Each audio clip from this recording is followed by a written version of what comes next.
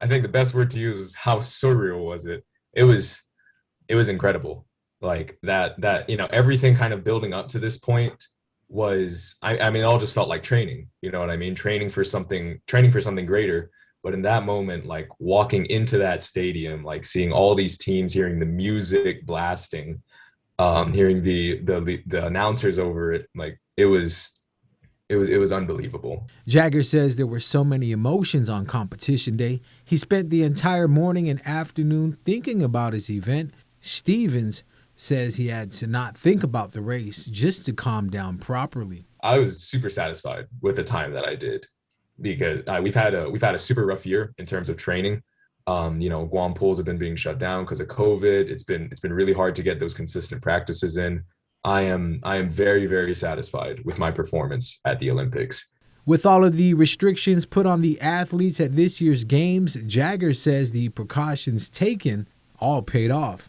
If you want a world event to happen, you have to have world-class rules and regulations. I thought it was handled fantastically. I mean, personally, we had this thing called an athlete playbook, which was like, God, how many pages was it?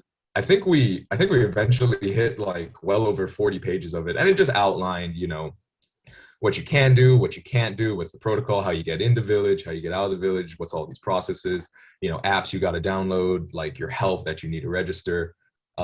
They truly, truly, truly did everything that they possibly could to make the games as safe as possible for both the athletes and the people of Japan. And like it really is hard to complain because they did a fantastic job, all things considered. I mean, I believe Japan is in their third or fourth state of emergency, and these are the kind of precautions that you have to take place, like when you're in that kind of situation.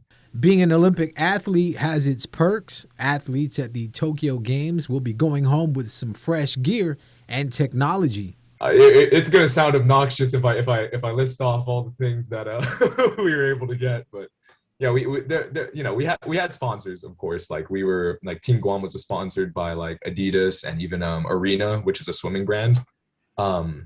So we got some gear from them, but also just for the athletes in general, we had some really cool stuff to get. Like we got a Galaxy S21 phone, which is like unbelievable, honestly. Like I've never gotten a free phone in my life. Latest and greatest. It's an Olympic edition. That's incredible.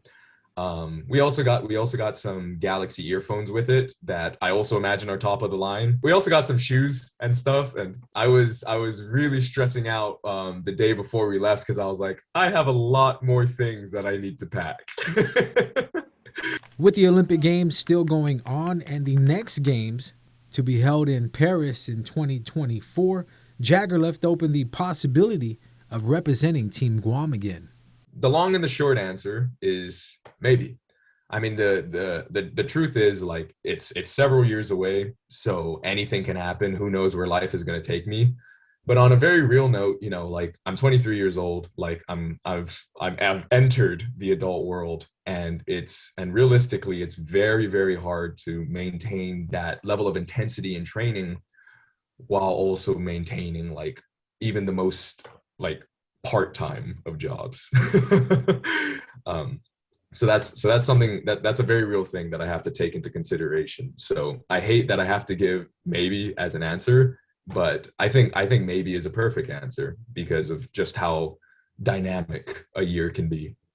Don't forget to check out NBCOlympics.com for anything you missed at this year's Olympic Games. Tonight at the Tokyo Olympics, Suni Lee looks to become the 5th consecutive American gymnast to win gold in the women's individual all-around. The Tokyo Olympics tonight on NBC. KUAM Sports is brought to you by Docomo Pacific. Better together.